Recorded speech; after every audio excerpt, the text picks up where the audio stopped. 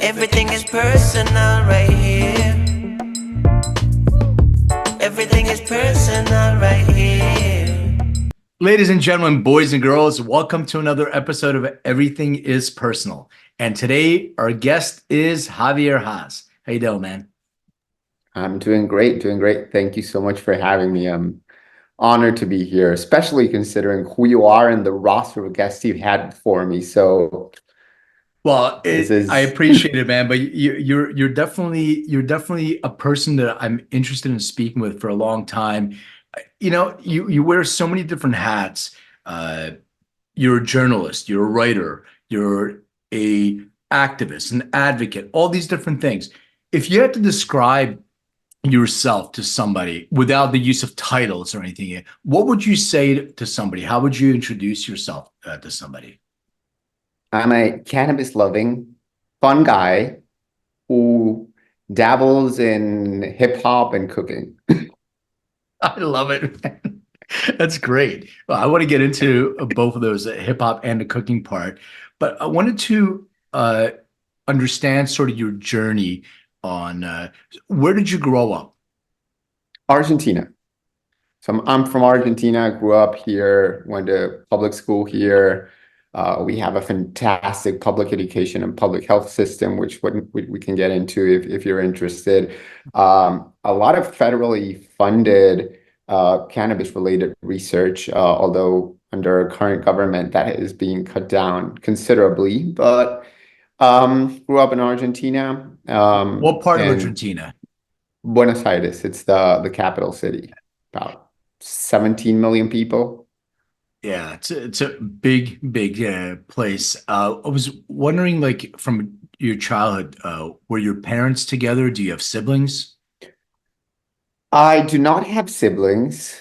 I'm trying to decide if I'm going to wear my glasses or not because of the reflection, but we'll figure it out. Maybe on and off. My parents were together, but my dad lived in the US till I was like 11. Um, so that is why kind of my English got good. I would spend about a month every year in the US in our summer, Argentine summer, which is winter in the US. He lived in New York. And we would spend every December/January in the States visiting him. I did not have friends there or anything, so I would still speak Spanish. But I guess just from the basic interactions I would have when my mother took me to CVS or she took me to do shopping with her at Macy's or Bloomingdale's or whatever, Bergdorf, good. I don't even remember what it was. I remember one of those places did not have a bathroom for men. It only had women's bathrooms, and I refused to go to the women's bathroom as a 6-year-old. I don't know why, but it was one of those things where I'm like, I'm not supposed to be in there, and I pooped my pants. Great story. So, shopping over. Yeah.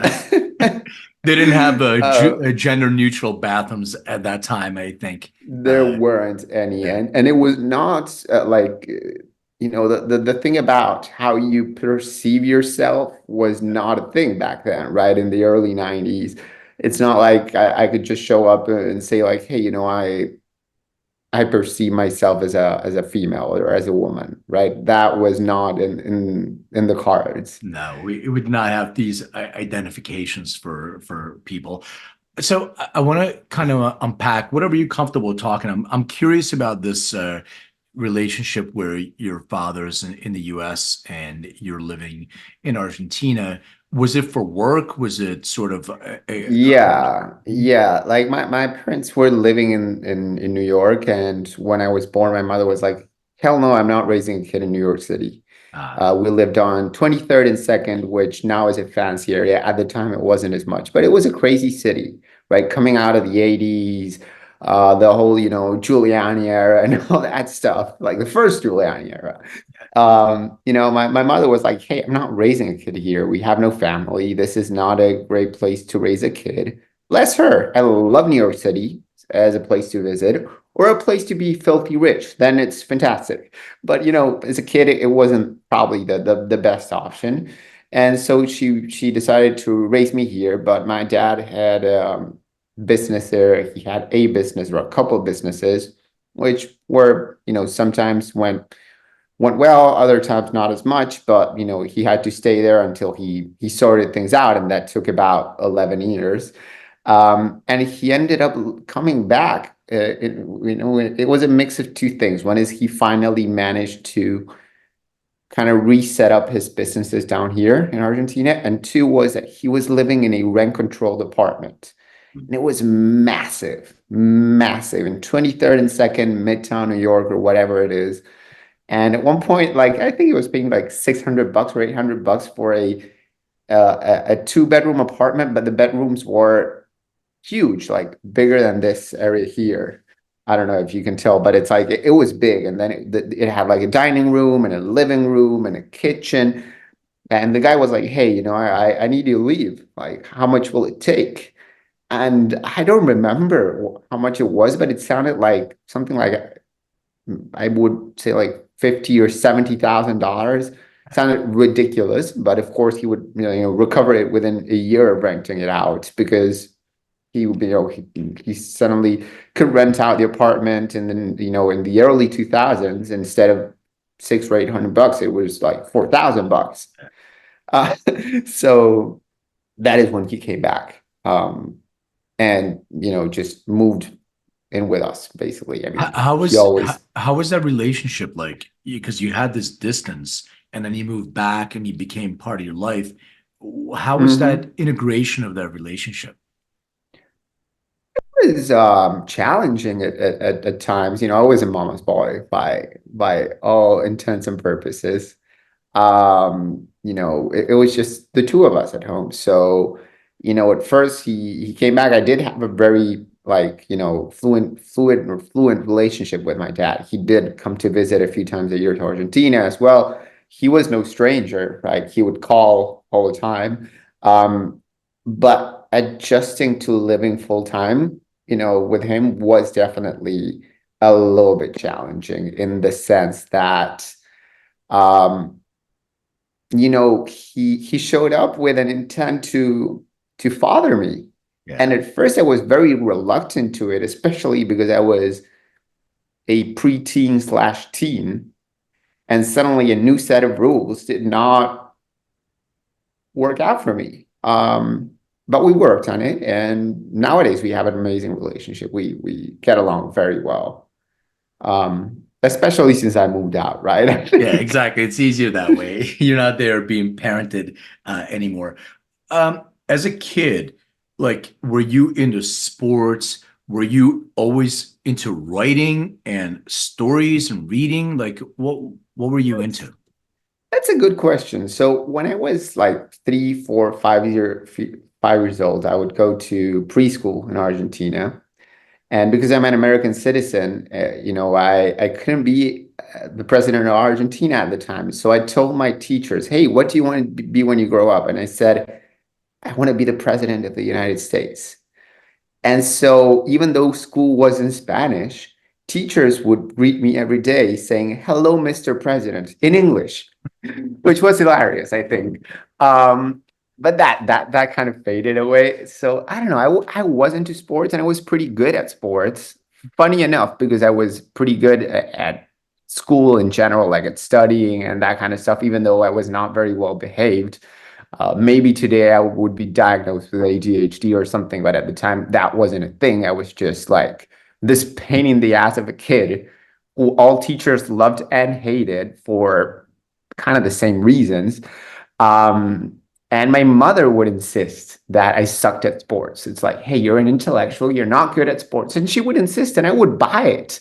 Yeah. But I was the fastest runner in my class, and it was like 200 kids in my class. And I would run with the older kids, and I was pretty good at rugby, and I was decent at soccer, and I was very good at tennis. And my mother was like, no, you're not good at sports. I would buy that idea that I sucked at sports. And now in retrospect, I'm like, can I curse here? Oh, yeah. Cool. I was like, bitch, what you talking about? I was like the third, like, fastest long distance runner in my entire city, like among kids my age, and she was like, "Ah, you're not good." Do you Like, think this why? was sort of so I'm an only child also. Uh, do you think this is a protective sort of mechanism the mothers have? Because my mom wanted to protect me so bad that she was instilling her own fears and her own insecurities into me. And it took me some time to sort of overcome that. Same with you. I was in sports, but she was always like, be careful, and this, and this constant, this whole notion in my head, then maybe I have to be careful. Oh no, I got hurt. My elbow hurts. I need to wrap this up. Now I'm getting some love and attention from that. Not that we're doing a psychology session, but I'm just curious because I had a similar upbringing. Eh, I got a Jewish mother, so I'm good with That's me. psychology session. Argentina has the highest rate. I have to check this, but this is common knowledge, folklore, and it goes like this. Argentina has the higher rate of therapists per capita in the world. It is a very therapy heavy country, that's for sure. And there's no stigma around it. Even like the World Cup champions talk about how they do therapy. It's a whole thing, right? There's not a big stigma around it. But Except for Maradona, he used to use cocaine as his therapy yeah, I'm sure he did therapy at some as point well. for sure. I mean, he did try to quit many times and successfully quit a few times. But in I think in my mother's case, it wasn't so much the fear of me getting hurt, which by the way would have been justified because at age 12 I broke my spine in two playing rugby and it was displaced and all that kind of stuff, never fixed.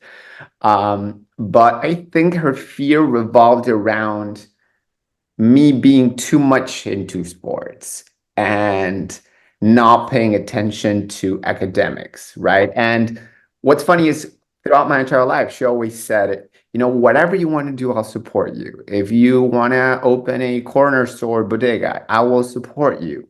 And then when I finished university, I tried a few different like master's degrees and and graduate degrees. Tried a Georgetown program and a few things that were out there, Harvard Extension School. None of them were for me. None of them. And when I told her, you know what, screw this. This is like working and I'm not getting paid and I have a job. I'm 22. I have a job. I don't want to work like double shifts, then go to school, right? This is ridiculous. And she was very disappointed. And I called her up on her bullshit, like, hey, well, you always told me you would support me no matter what. And it's like, yeah, I was lying. Yeah, I as long as really wanted you to go to grad school. yeah, as long as you continue with your academic journey. I mean, my parents kicked me out when I was a kid, but that was the whole thing is because I was disappointing them in their idea of who they wanted me to be. And then when we got back together as a family and talked, I started seeing a pattern because their parents did the same thing. They were instilling their own views and values. And, I come from a Jewish household too. And academics is a big part of that. You're always, school is important, graduate, be somebody. So I was into music. Music was my thing since I was a little kid. And they actually brought a psychiatrist in to talk me out of going anything with music and had me go to physical therapy school. So I ended up going to physical therapy school. Never worked as a physical therapist in my life. Did not align with me, but I learned a lot about anatomy, physiology. Why did they kick you out though? Can you say? Yeah, so absolutely. I mean, I've told this story a million times in different shows. So I was diagnosed with ADD without the H when I was a teen, put on prescription medication, discovered cannabis as my medicine. My parents were immigrants. So we immigrated to the United States from Lithuania in the old Soviet Union. My parents didn't know cannabis is opium. There's no difference. They had no idea what it was. And they would keep catching me. And at one point, when I was just about 18, I came downstairs and woke up, and my parents had this little pouch that I had in my car, and I had my bowl and like some weed in there. And I said, "What are we going to do with you? What if we call the cops?" I'm like, "Call the fucking cops. I don't give a shit." So I called the cops, and two female officers came, and they're like, "Oh, we're going to arrest you." And I'm like, okay, I have very little weed. Go ahead and write paperwork. I'll sign myself out. And you're like, he's the smartest. If it was my kid, I'd kick him the curb. So when they left and threw out my weed, my bowl, my dad said, "You have 5 minutes. Go get your stuff." And got my stuff, and he literally kicked me with his foot out the door. So Oh my God. that was my journey. That's a good story, though. So my grandmother on my mother's side emigrated from Lithuania as well to Argentina. So my makeup is very interesting. My grandma from my father's side was born in Egypt. She was very poor. Her father won the lottery and used all the gold coins that he won to put his entire family in a boat to Argentina. My grandpa was born in Syria. My other grandpa was born in Romania, and then my grandma was born in Lithuania. She was not particularly pro cannabis as an immigrant and all that, but she passed away a little bit over 10 years ago, I think. And in her last few years, I convinced her to smoke weed with me a couple times. I was like, she was ready to go, Yeah. and she was like, "I'm done. I'm bored. Life like this sucks. I've lived a full life." And I was the only one who would tell her like, I agree with you. I wish there was like euthanasia or something I could do to help you, right? If you're done, you're done. But while we're at it and nothing really matters anymore, let's smoke some weed. And she was like, sure. She did not just like it. Yeah. I had that experience with my dad too. We were in Jamaica. Like we used to get together as a family. And I was kidding with him at first. I'm like, I have a joint for you. And he's like, let's smoke. I'm like, let's go. When in Rome. Let's go. And we did. And he was like, I'm not feeling anything. And then he was like, got really quiet. He's like, can we get some water? And then we were laughing. I'm like, you feel something. Was it Jamaican weed, like sun-grown Jamaican? Uh, so I actually, a funny story. I brought my You don't own. need to admit to anything illegal. We I can did. say it's very strong weed. Okay. So I had, yeah, I had some, and also I was speaking at a cannabis related event with a bunch of Rastas, and there was a guy. It was funny. So there was a lifeguard on the beach, and my dad he wakes up early, he gets all the chairs for everybody because I go with my daughter and all that stuff, and we meet as a family, and the guy's trying to sell my dad weed, the lifeguard, and my dad's like, "Do you know who my son is?" And he's proud of it. And he told him what I did with like genetics and all that stuff. And then the guy, he goes, "I want your son to try my weed. We've been growing it for generations." So he brought me like a few trees. It was all right. So I'm I looking at, kind of like it. I think it's great newbie weed too, right? yeah. It's not as strong. When I went to speak to Canex the first time I went, I arrived a few days earlier with my partner, and we got, as soon as we got to the airport, we asked the guy who was driving us to Negril, like, "Hey, can we stop for weed?" And he was like, "Sure." And we stopped at a very sketchy place, and he came back with a big ass bag of sun-grown weed, which I thought was delicious. I love sun-grown. I'm not I'm not a huge fan of high THC. I want it to be moderate, and all that kind of stuff. And I felt like, oh, we're gonna be the heroes of the conference when all these American guys show up. We're gonna be the ones with weed. And lo and behold, they all started showing up, and everyone had their own weed.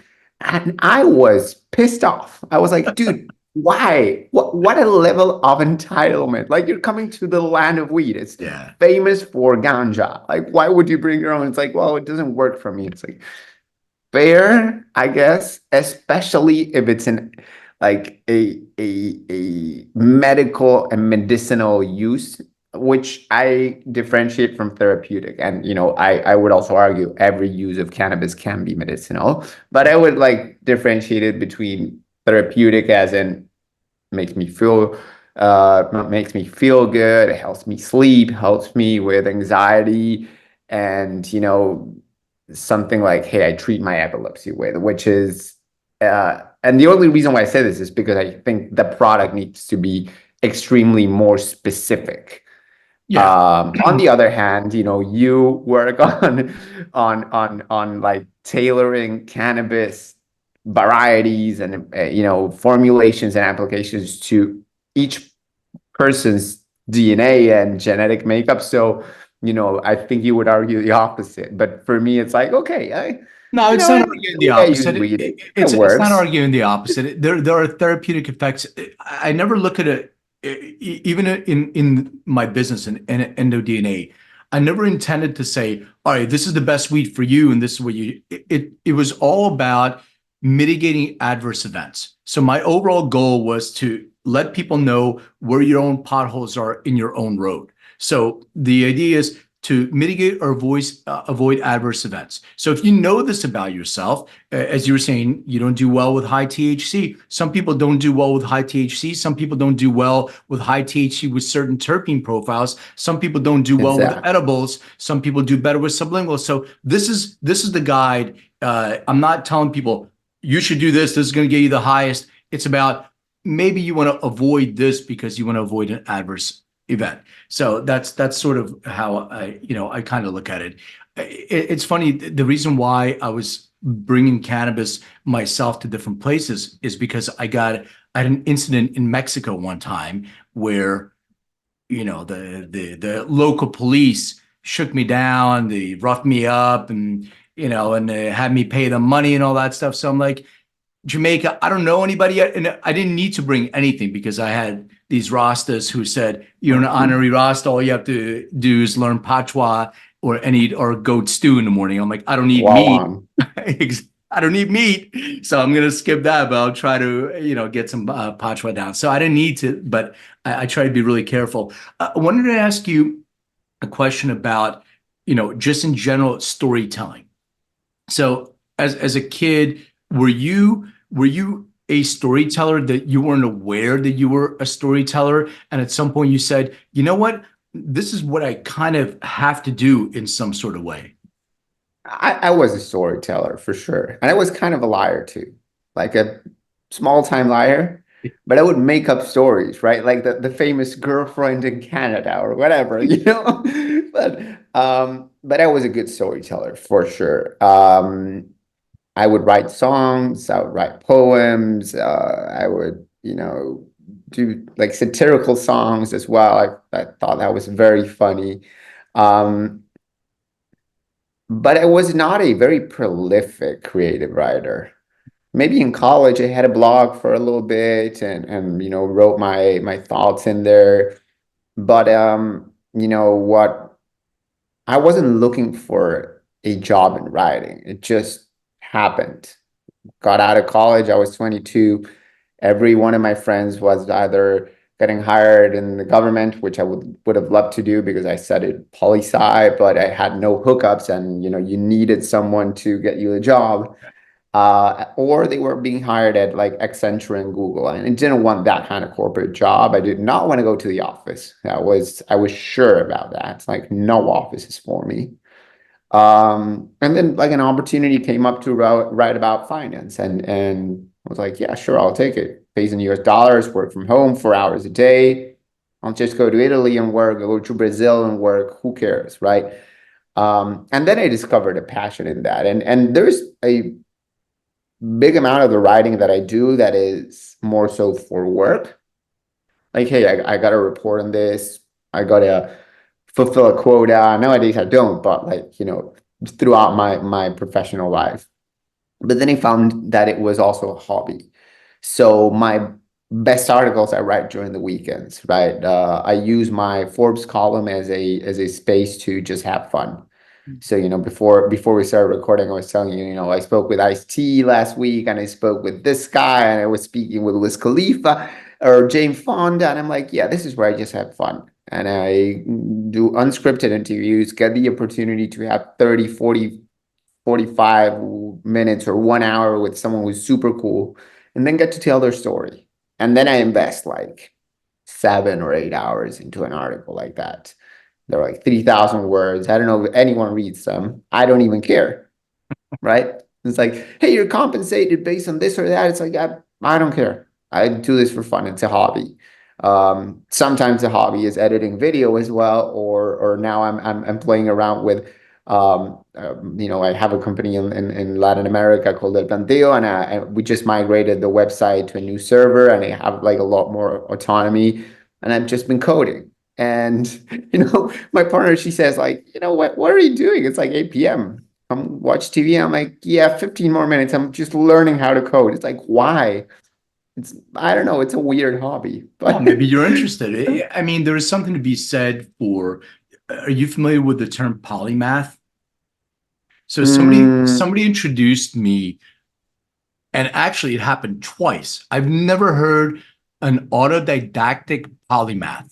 I've never heard this before. So somebody's introducing me, the CEO of this company, to his whole team, and he's like, "This Len is a polymath like me, and he's an autodidactic." I'm like, "Shit, I'm not sure what that means." So I was like trying to look it up. But the best example of a polymath is Leonardo da Vinci. So basically, you learn by things you enjoy and you do a deep mm, dive into that. Instead of going to school, you learn by experiences that you may be enjoying doing, and you become an expert in that. But a lot of people become experts in their field. So you're an expert carpenter, or you're an expert a professor or lab or anything. You can be an expert in many different things because you're interested in that, and that's what an autodidactic polymath is. or a nun. I consider myself to be master of none, to be very honest. I tried to learn how to play 30 different instruments, failed spectacularly at every one of them, never committed to one sport. Hmm. The writing is the one thing that's kind of been a constant in my life, but the level of commitment varied Yeah. enormously from subject to subject, from story to story, from month to month, from year to year, comes and goes. Now I'm in a phase this year where I'm like super into writing and I'm enjoying it a lot. Fun story, side note, because you're into music.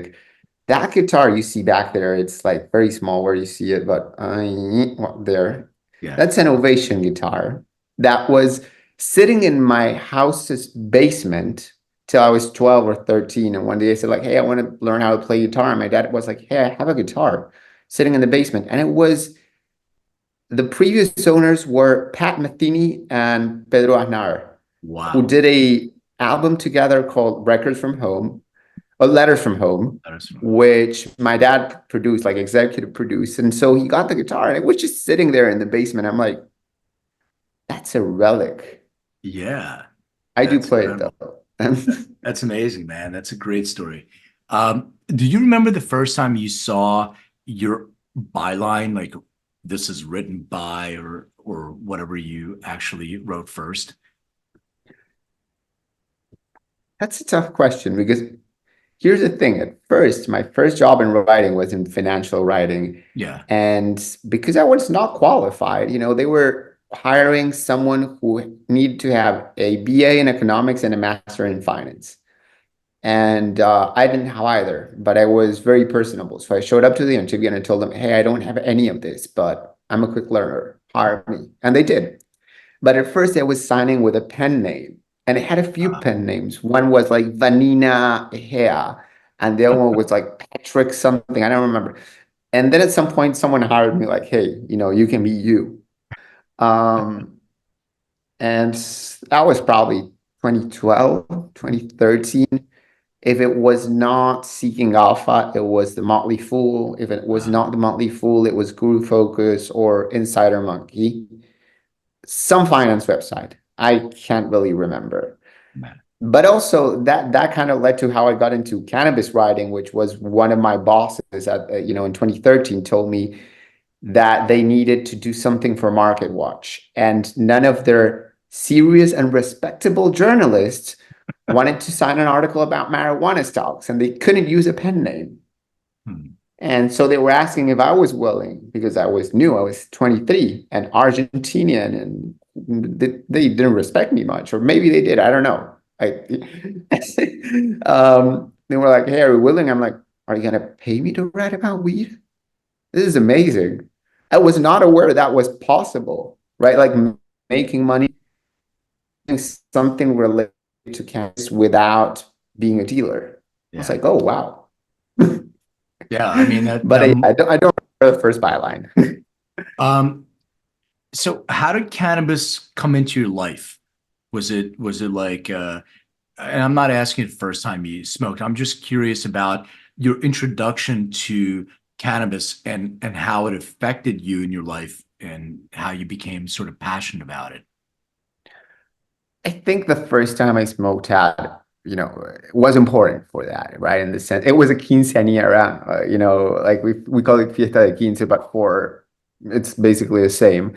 I was 14 and we went into the bathroom and one of my friends had an older sibling and he gave him a toothpick of a joint and we tried it. And ever since it was like here and there, we would smoke a few times a year, right? But the seed was immediately planted. It's like, okay, this is something that will be part of our lives socially.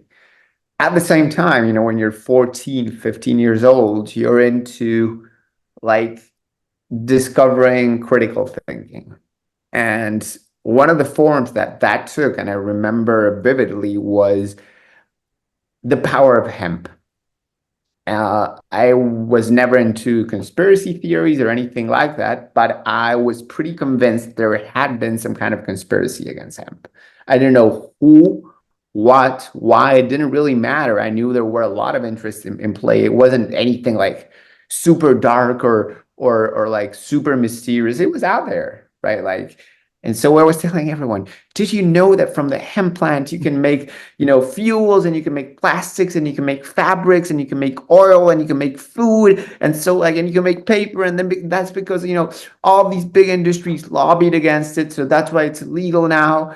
So I think that was like the genesis of it. Then I was growing it as well later on in life, but by the time I was 23 and someone said, "Hey, do you want write about cannabis for a living?" I was like, hell yeah. Hell yeah. I was telling people if Dollar General and American Airlines were good investments. I was like 100%. I write about GW Pharmaceuticals, Medical Marijuana Inc. all day. Yeah, I think there's a pattern to a lot of the people who are passionate advocates of the plant. It's the hypocrisy of the political system on creating prohibition, removing a beneficial plant that was used before. All of a sudden they said, nope. And if you trickle down and follow the money, it explains everything. And there's a lot of people who are using cannabis for many different reasons. I don't really care. Use it, don't use it. It doesn't matter to me. Everybody has a personal relationship.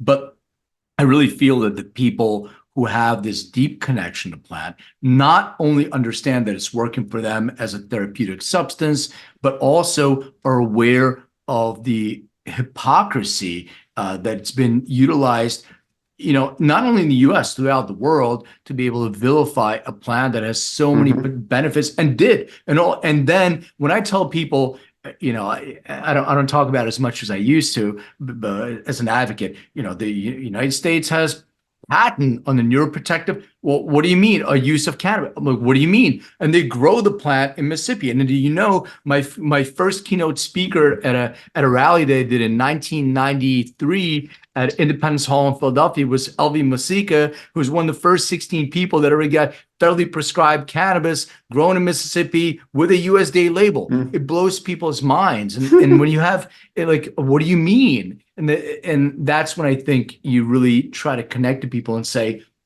well, there's been a lot of conversations and there's been a lot of laws that were passed that may have some nefarious connection to that. If you think about the pharmaceutical industry, if cannabis is so bad for you and it's Schedule I, why are they creating synthetic versions of Delta-9 THC? So that, there's a lot of questions to be asked at the very least. And that's what I think passion starts from. Yeah. And then there's also like, there's a kind of a common thread in most countries in the world, unfortunately. And it's a slight dislike for America. America is in the US. Prohibition clearly emanated from the US. So there's also a certain level of resentment in that, like, and you're very well traveled. You've heard this like more than once. It's like, you guys are responsible or largely responsible for all of our countries making it illegal. And now suddenly you're making billions of it. This is insane, right? Like, I think there was also a lot of that rhetoric, right? And I think like just generally among teens and that kind of stuff. But Yeah.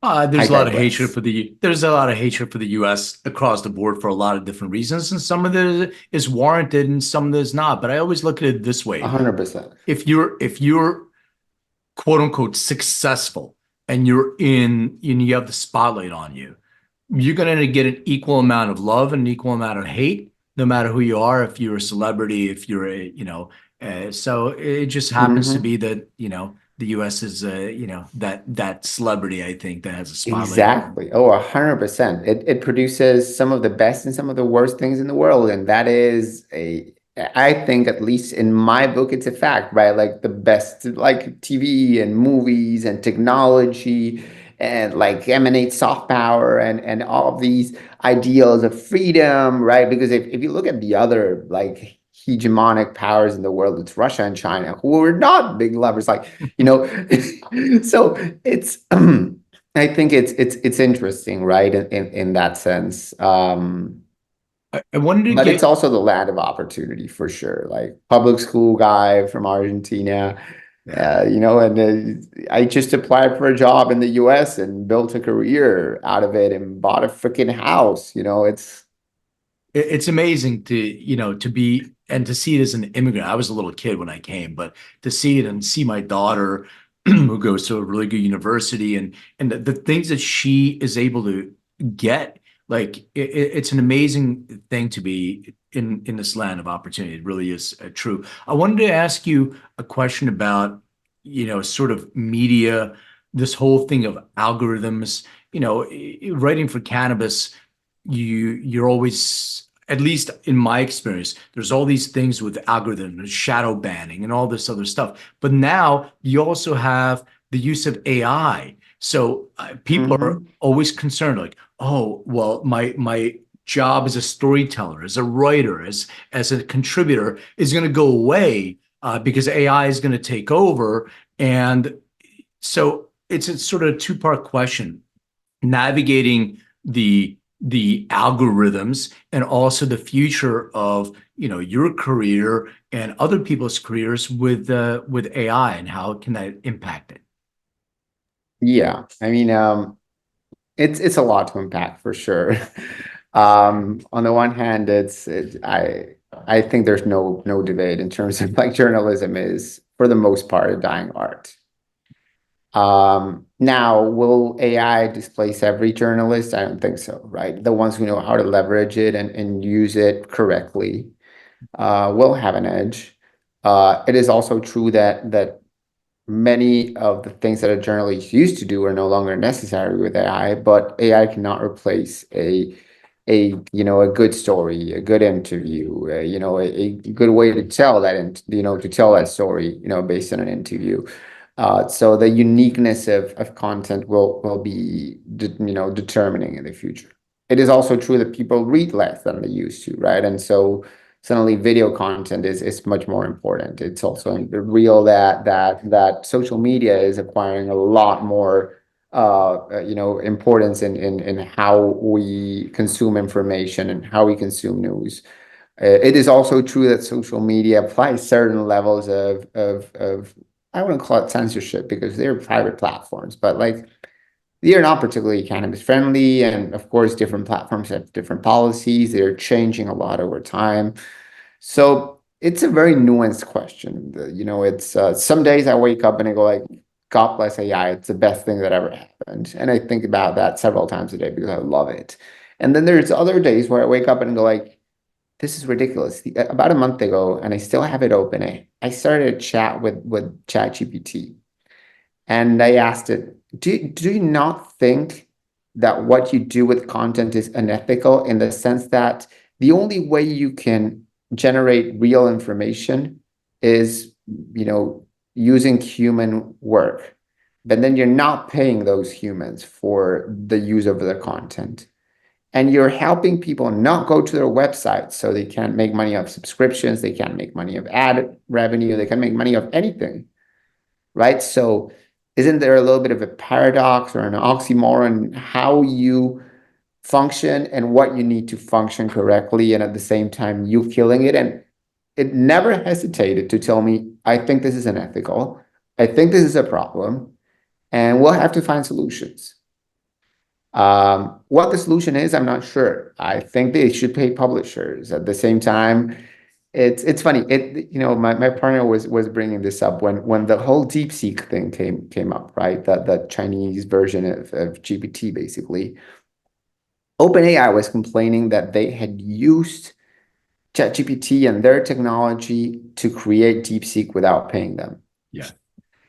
And we were savoring that irony, like, oh, you do not like people using the work, that you put so much work into creating this, and now someone else is taking it and using it for their advantage and not paying you, and you hate it. It's like, yep.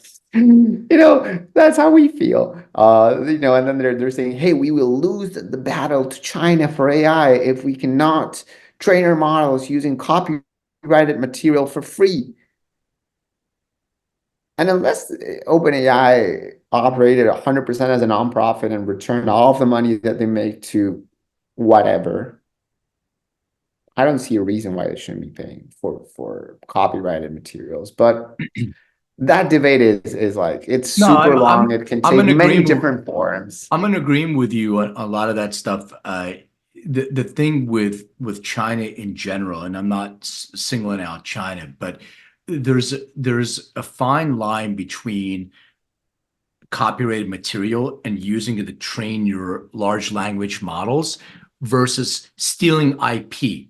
So if I created the code for an app and I'm using that, or a Louis Vuitton bag or something like that, and when you're stealing my IP and then you're calling it your own, and now you create a competition using my IP, I think we have to question some of that.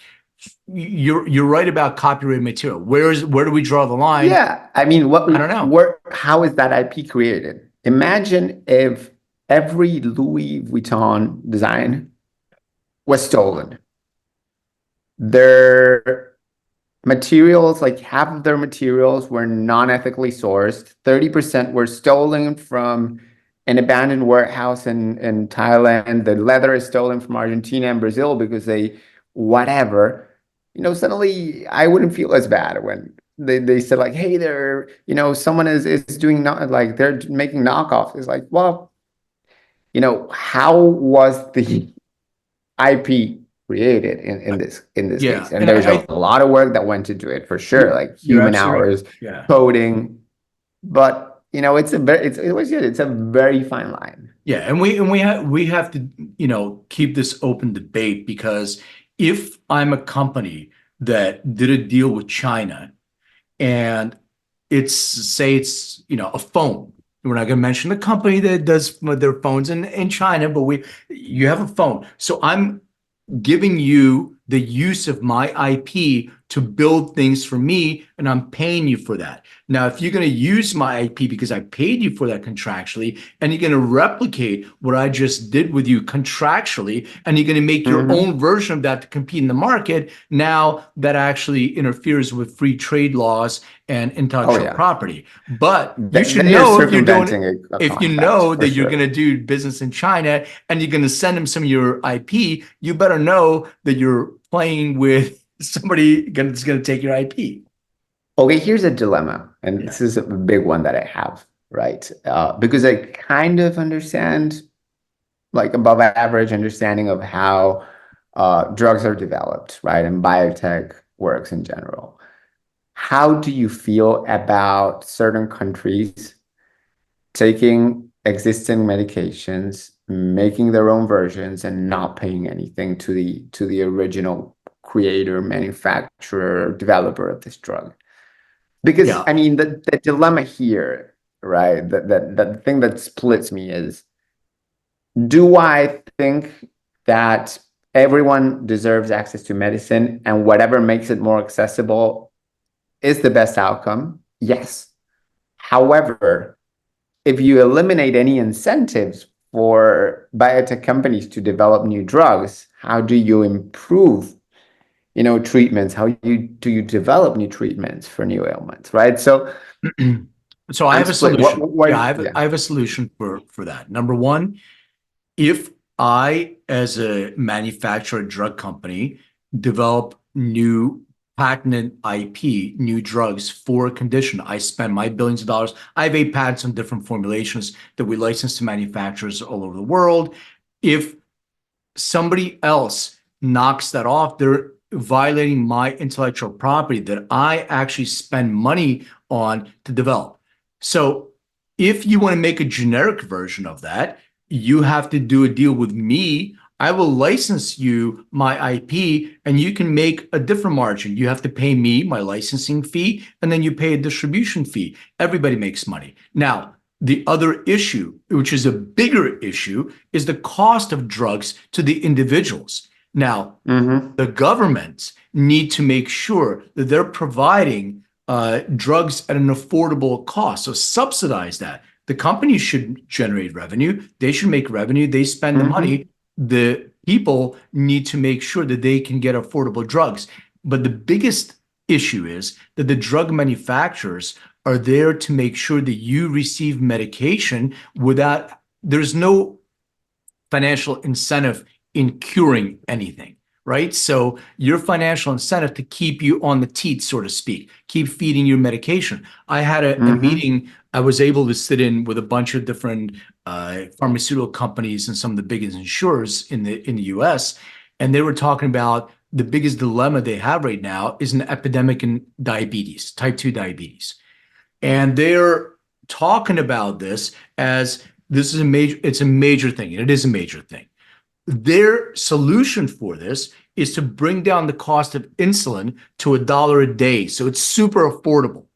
Nobody talked about what can we do to eradicate type 2 diabetes. It's a condition that can be eradicated, can be changed based on lifestyle choices, etc. So we have to have a philosophical discussion on the use of medicine and healthcare versus sick care, and how do we abolish that, and how do we introduce, plant medicine as a potential solution in some of these. The pharmaceutical companies have a hard time dealing with multiple components. They're very isolated isomers and all.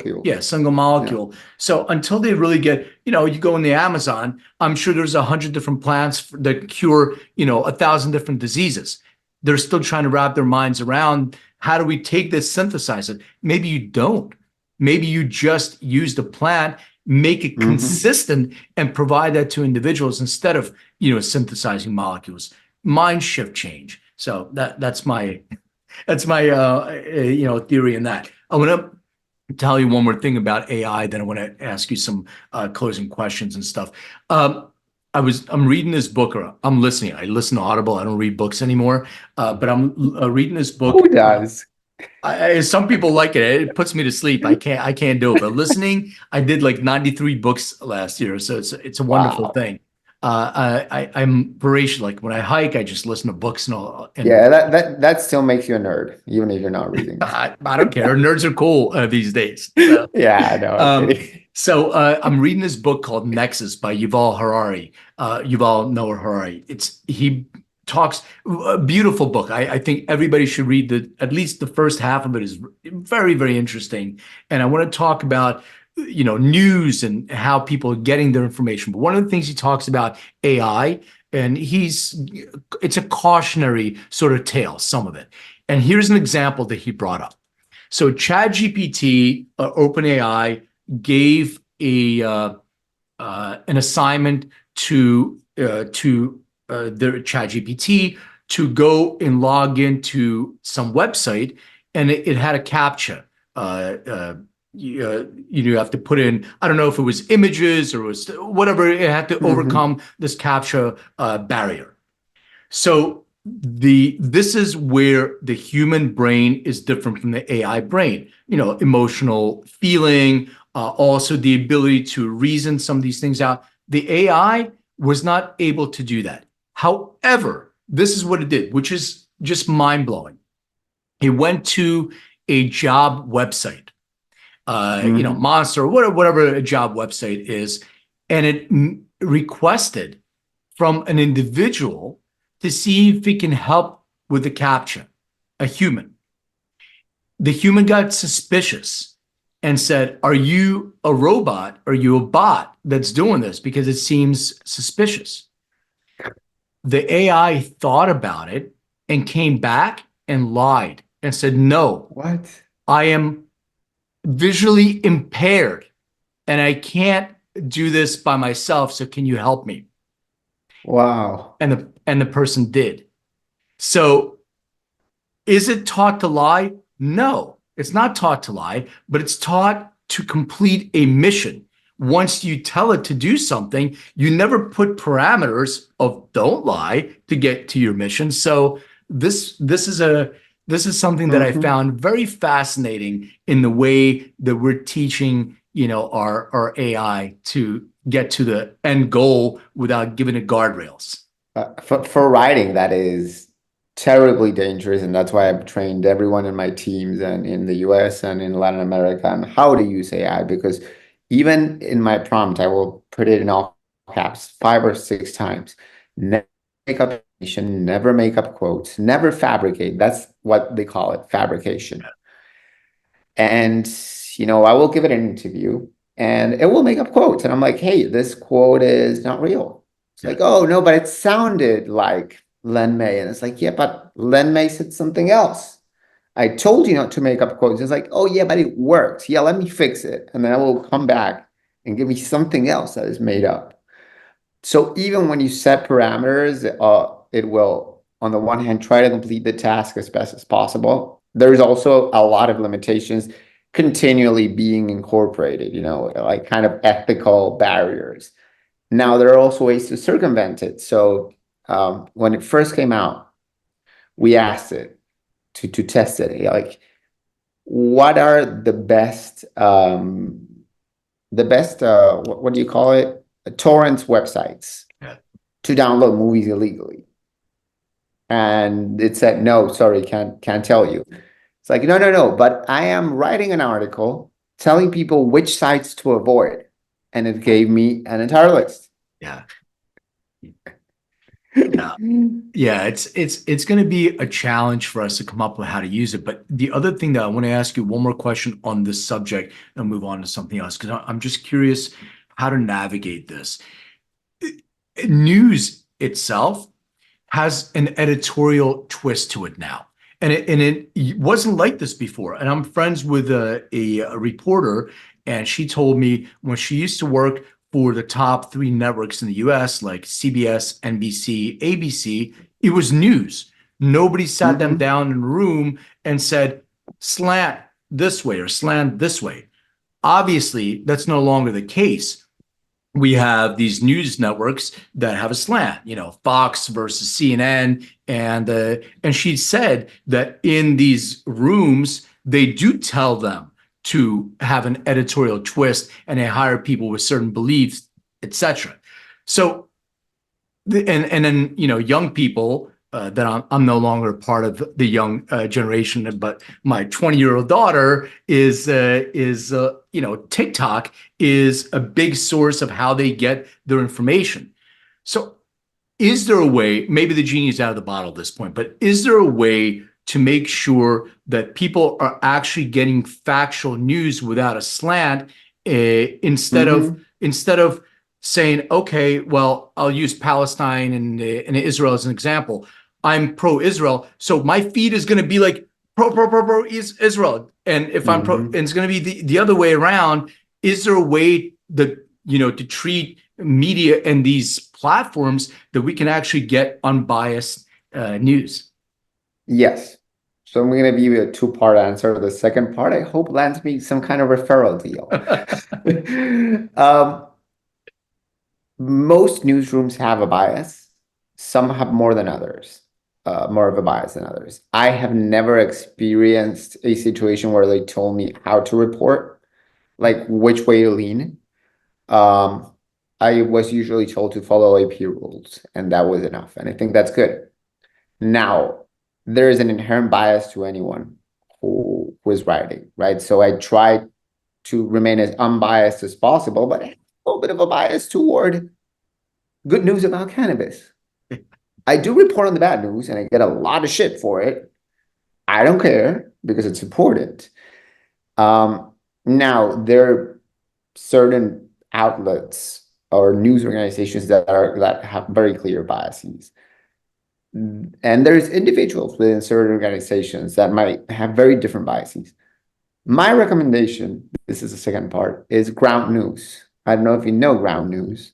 No. Ground news, I have the website open right now. Basically, what it does is groups outlets by their orientation, right? Their ideological position, and gives you a balanced outlook of what a news item is, right? So it will tell you split headlines, how different outlets reported, or which percentage of the total outlets that reported on a specific news item lean right or left or center. And then they will show you blind spots. So, if I went to blind spots right now, like for today, for instance, blind spots for the left today, Catholic vote president grilled on foreign aid, China at Vatican ambassador hearing. And, only 17% of sources who reported on this other news item called talking about Trump touting record fundraising from National Republican, blah, blah, blah. Only 17% lean left. Look at this, blind spot for the right. Dutch cannabis growers welcome expansion of state-run experiment to make sales, blah, blah, blah. Only 7% lean right. Supreme Court says Trump doesn't have to rehire independent labor board, blah, blah, blah. 0% of the sources lean right on that one. I love this. So But this is amazing. I don't know. I love it too. I'm gonna definitely take a look at it. But can you take some of this information, present it in social media snippets that the younger generation will actually see this as real facts and real news without this whole slant of quote unquote fake news that a lot of it presents as? Because I see it myself all the time. Like it's not factual, but nobody fact checks anymore. There's just information and people pick up on that. Yeah, no, there's no fixing that, I think, unless like there's massive oversight from government agencies, and that is a double-edged sword, or social media platforms take it very seriously, you fact check, and we're seeing the opposite, happen right now with Meta going toward an X kind of model. So no, I don't think so. I mean, it's the information is here. I guess the good thing about AI is for a generation or many generations that are quite lazy in how they get their news and what their attention span is, when something sounds a little bit weird, they will grab their phone, open the GPT app, and ask it if it's real. Yeah. And GPT will be kind of balanced. Yeah. Slightly. Yeah. Relatively. Yeah. But yeah, no, there's no differentiating it, and it will only get worse, right? Like deep fakes and all this, we will not be able to discern what is real, what is not, what is accurate, what is not. It's not a very hopeful take that I'm sharing here.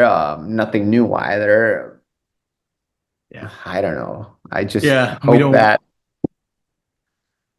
I don't know, that people start to understand that and kind of develop an interest for following accurate sources. I know for a fact that is one of the key drivers of the success of El Planteo, which is our company in Latin America. And it's, we focus on cannabis and psychedelics, but we try to be very unbiased. We are not extremely pro cannabis. We write about science and news and technology and finance and investing and health and fun stuff and whatever we feel like. But we will also report on when a study shows some of the potential cons of cannabis use or some of the risks associated to cannabis use. Mhm. We don't take a political position. So we will notice whenever we do an interview with a politician, we'll lose followers, whether he leans left or she leans right or whatever. There's always someone who's pissed. And what we try to do is keep it as wide as possible. Even at Benzinga, same thing, right? If you go on ground news and look, search for Benzinga, which, I did just because I was curious, it will, the media bias rating, average bias rating is center with several, there's a bunch of sources. So, that is kind of where I try to live. My personal opinions are my own. I lean left. Doesn't have to come through in my reporting. And people get pissed many, many, many times. I get that a lot, especially on Twitter or X. Like, why did you report on this? Why did you tell this story? And it's like, because it's important. It doesn't matter what I think. But you should have said this about this guy. That is my opinion. You ask me over a glass of wine, I will tell you. Let's share a joint. I will tell you exactly what I think. Now, an article is an article. Everyone asks for unbiased journalism, and then they don't like when the lack of bias does not serve their purposes, right? So suddenly it's like, oh, so there's no pro-cannabis bias in your coverage. There is a little bit. I gotta acknowledge that, but I try to keep it out of my coverage. And then they're like, oh, so you're anti-cannabis. I remember a few years ago, I did this Forbes story on cannabinoid hyperemesis syndrome, right? When it was brand new. And the story was centered around Alice Moon, who was very vocal about it, and the hate that she got on social media. It doesn't matter what you think of her, what you think of CHS. I told a story of someone who works in cannabis and made a living of trying edibles, who developed a condition, whether you consider it real or not. She suffers from that condition. We're not establishing any sort of causation in that story specifically. We're just saying whenever she has cannabis, she will throw up uncontrollably, and nothing else causes this. Like, there are no other activities that generate this in her. And I received email after email after email after message after DM saying that I was paid for, that the pharma industry was paying for this. And I was like, I wish, bro, I wouldn't be working anymore. Get me some of the pharma money. You know what? I'll retire in Colombia and go to the beach every day, not bother you with my journalism anymore. I will be fine, right? But like, people are pissed. It's like, oh, so you're actually anti-cannabis. This whole, this entire decade of work was all facade to trick us into this. Like, literally what they said. I'm like, dude, I have published 5,000 articles by now, out of which 4,800 are about the benefits of cannabis. Yeah, I got to tell you, I remember that article really well, and that actually motivated myself and Dr. Ethan Russo to do a clinical study on cannabinoid hyperemesis syndrome, which is now published on PubMed. You can go find it. I did a story the other day. Yeah, exactly. So I mean, here's sort of my take on what you're saying. Everything AI hallucinates and tells stories and all that stuff. I think we all, as a society, just need to question things. And if you see something and doesn't align with you, just question it. And if you read an article that doesn't align with your views and it doesn't lean either way, have a discussion. Use that as a platform to have an open discussion with somebody who may have an opposite opinion to you. And I think we've lost this whole thing where we're fighting each other instead of having discourse and having open conversations. I go hiking with several friends. Somebody is extremely left-leaning. By the way, I'm independent. I am right in the center, lean left on some things, right on other things. And then I have somebody who's very right-leaning. And the amount of arguments that we get into, and we sort of pause and say, I'm like, hold on a second. We're just having it's okay for me to disagree with you, and it's okay for you to disagree with me. The only thing that I'm open to is you back things up with facts. You can tell me your opinion, but back it up with real facts. And I think facts are something that we have to question. Are they really facts, or are they perceived facts in a way? Yeah, and everything to the best of our knowledge The is best as one. close as possible to a fact. Yeah. The word fact itself is problematic, right? Even when talking about sciences, everything is a hypothesis, is a theory, Yeah. right? As close to being proven as possible, as scientifically possible per the method, right? Yeah. But nothing is 100%. No, it's That's the beauty replicatable. of the scientific method. Exactly. I love that. All right. So I have some questions I ask my guests. They're mostly music related stuff. So do you remember, and if so, the very first concert that you attended? By myself, I mean, Whatever comes to mind. the My first very first concert, concert, I didn't go by myself. I went with my dad and his brother and a couple friends. So the whatever comes first to mind. concert I chose to attend, I was 12, and it was an Argentine band called Advocacy, which they played punk rock. Nice. So that was like the first one that I remember choosing to go. As a kid, I went to many concerts. My dad was a music producer, so I saw quite a bit of music before that. But that was like the first one I chose to go see. I think the first CD I chose to buy was a Green Day album and then a Nirvana album. Um, Uh, what was the last concert you attended? Good question. So last weekend I went to the Argentine finals of the freestyle rap league, which is a big thing here. Like battles became huge, so they do stadiums with 15,000. Like this weekend, we have our international final, which is the finalist of each country's leagues, and they're doing it in El Salvador, and the stadium is 30,000 people. Wow. But that doesn't count as a concert; it's just a curiosity. So Maybe that's kind of last a big con, cipher in a way. it's last concert. I will probably need to check my um my phone, to see Maybe it like. wasn't that memorable. No, I go to a lot. I mean, not so many, but definitely a few. A memorable one recently was Residente, which is like a Puerto Rican rapper. Uh, Um, Trying to remember what else I saw recently. Like in the last year, I know good ones that I saw were like Billie Eilish, Lil Nas X, yeah. Wu-Tang I saw somewhere. No, there's no way I can remember or even find it, but probably something related to rap. Yeah. That was good. That's what I can tell you at the moment. Yeah, I don't All remember right. really. So I kind of lost it. let's see how this comes together and jogs your memory. So for the next year, you could only listen to 5 albums. Now, you don't have to remember the name of the album. It can be Wu-Tang or whatever. What would be those 5 albums? You said for the next year or forever? Just for one year. You're listening to only 5 albums.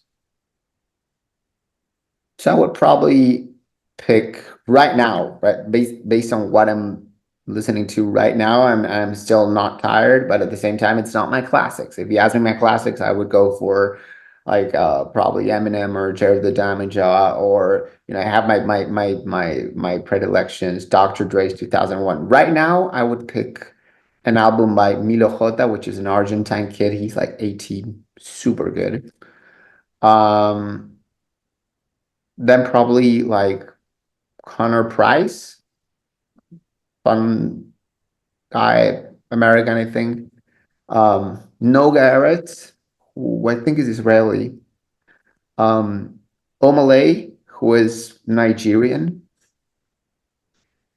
And the fifth one is, oof, let's see. You can do a classic. It doesn't matter. Something you're listening to for a year. Yeah, probably Marshall Mathers LP. First time I know. Um, Yeah. Though I could live with those five for an entire year. Now a lifetime would be very different, there was some out. There was some of your all time. Some of my all time, it's equally difficult though, right? Exactly. I had to live with like Dr. Dre 2001 for sure, Marshall Mathers LP Uh, for sure. All time. Something I want to listen to throughout my life, probably like Californication by Red Hot Chili Peppers, Rebel Music by Bob Marley and the Wailers. I think those are like easy ones. Oh, Amy Winehouse. I could do Back to Black or Lioness Hidden Treasures or like any Amy Winehouse I could do. I think that those are like again like desert island kind of situation. I don't know how long I'll be here. Yeah, I'd be comfortable with good choices. any All of right, these. so final question. What are yours? Do you One of know? mine. Yeah, Which ones? All time, or next lifetime. year? Yeah, no, lifetime. Let's. Lifetime, I would say it also varies. So I would say Led Zeppelin 2. I would say Inner Visions, Stevie Wonder. I would say um, Alice in Chains Unplugged, MTV Unplugged. Oh, I would it took a say, turn. yeah, I would say John Coltrane, probably My Favorite Things. Could be a couple other ones in there. Maybe Love Supreme, one of those. And I'll do Amy Winehouse. This one, Back to Black. Yeah, So that's I don't know, great. but it also changes over time because there's like I do a record of the day every single day on my social. I Huh. have many. I used to work with Tower Records, which is a music store. I used to be a music Yeah, writer. yeah, So yeah. I have like We had that. yeah. Well, some people don't know, like some of the kids, they don't know what it is, a record store. So I collect vinyl. I have a ton of vinyl and I have thousands and thousands of CDs. So I randomly choose a record at lunch and I play that and I do my record day. So today I randomly chose like this weird 12-inch that I had of LL Cool J going back to Cali that had Jack the Ripper on the this B side. And I don't think people know that this is one of the early disses of Cool Mo D. Like I give people a little bit of history around that. So it varies. That's fun. I think the first vinyl I listened till it broke was when I was living with a couple of friends was Abraxas by Santana. Oh yeah. That is no longer usable. Others are though. I'm sure you can get another copy. All right. So final question. Please describe what your room looked like growing up. My room growing up, depending on the age, but like when I started making my choices, there was no longer a toy box, so I had a little bit of a bed that was a little bit larger than single, no balcony, but it was a pretty large room in a sense. It was an apartment, so like relatively large. Across the bed there was a desk and a big bookshelf, like pretty big, full of books and other stuff. And then posters. I had a poster with the lyrics for Dumb by Nirvana on top of my bed. And then on the side was a Green Day poster and something else. I think that was about it. Just Got it. and a bunch of stickers on the windows. So I would go to this gallery twice a week. It was like a skate and it's a punk mixed with skating and weed paraphernalia and grow supplies when this wasn't very mainstream. And I would go twice a week and go to every store and ask them if they had any stickers to give away. And so I would collect them and my window was full of stickers. Very cool. So Javier, where can people engage with you? Your content, anything else that social, whatever you want to let people know where to find you. They can find me anywhere with my name, Javier Jase, on any social media platform. I tend to use Instagram and X the most, but LinkedIn I'm somewhat active. Um, if you speak Spanish, check out elplanteo.com. If you speak English, check out Benzinga and Forbes. I have like I'm a senior contributor at Forbes, and that is where I have fun, basically. So I would say that, but not big into plugs. Yeah, I I'm hear self-conscious with the stuff I